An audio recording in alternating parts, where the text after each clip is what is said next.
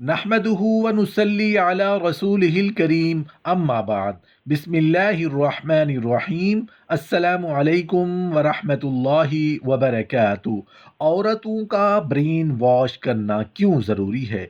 औरतों यानी कि बीवियों की तरबियत करने का बार बार क्यों कहा जाता है? बीवियों की तरबियत करना क्यों ज़रूरी है? बीवी की तरबियत कैसे करनी चाहिए? मोहतरम नाजरीन, मर्द हजरात अपनी बीवियों की शिकायत तो करते हैं कि ऐसी बदतमीज और जाहिल है, मगर वो खुद अपने गिरेबान में तो मुंह डालकर देखें कि उन्होंने उनके साथ क्या बर्ताव किया।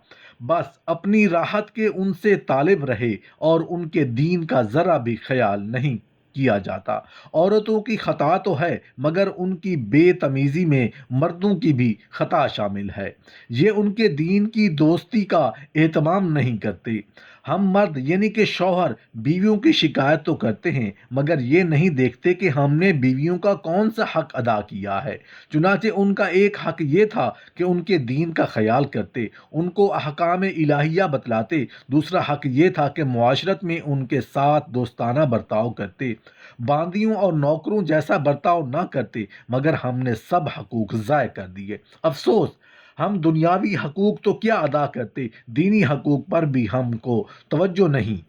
चुनाचे न बीवी की नमाज पर तवज्जो है, न रोज़ा पर। उन बातों को उनके कानों में डालते ही नहीं। याद रखो, कयामत के दिन तुमसे बाज पुरस होगी, तुमने बीवी बच्चों को दीनदार बनाने की कितनी कोशिश की थी।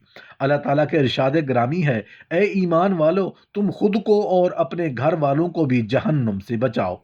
अगर कोई मर्द खुद तो मुत्तकी बन जाए और अपने घर वालों के दीन की खबर ना ले, तो खुदावंद ताला उसकी औरतों के साथ उसको भी जहन्नुम में भेज देंगे। तन्हा उसका मुत्तकी बन जाना रोज़े क़यामत अज़ाब से निजात के लिए काफ़ी नहीं होगा। लिहाजा बीवी की इस्लाह और तरबियत के ज़रूरी कवायद हस्ब ज़ैल है। जब निकाह करके बीवी को घर में लाएं तो पहले उसको अपने से बेतकल्लुफ़ करें। ज़रूरी अकायद को सुनाकर और समझाकर मालूम करें कि बीवी का अकीदा उसके मुताबिक है कि नहीं। जिसका वो इकरार करे उस पर वो इकरार ही काफ़ी समझे, ज़्यादा खूद करीद ना करे। और जिस अकीदा के बारे में शुबह जाहिर करे या कराइन से उसकी बदअकीदगी मालूम हो, उसको खूब समझा कर बतला दे कि यह अकीदा ज़रूरी है कि उसके मुआफिक अपना अकीदा रखे। उसकी पूरी नमाज सुन लें, यानी तमाम फ़राइज़ व वाजिबात और तादाद और रकात, सजूद व क़ऊद वग़ैरह। जहाँ कोई गलती महसूस हो उसको दुरुस्त कर दें। और दुरुस्त करने का ये मतलब नहीं कि बस एक दफ़ा ज़ुबान से कह दिया और छोड़ दिया। मुमकिन है कि फिर वो भूल जाए, और मुमकिन है कि बहुत सी गलतियों पर एक बार ही मुतनब्बे किया और सब को याद ना कर सकी। लिहाजा एक एक गलती की इस्लाह करके उस पर बार बार अमल करा कर देखें। इस तरह पूरी नमाज दुरुस्त कराए, उसको पर्दा के सब अहकाम व मसाइल बतला दे कि किस किस से पर्दा करना ज़रूरी है और कौन कौन से महरम है जिनसे पर्दा ज़रूरी नहीं, और उसकी बहुत ताकीद कर दे।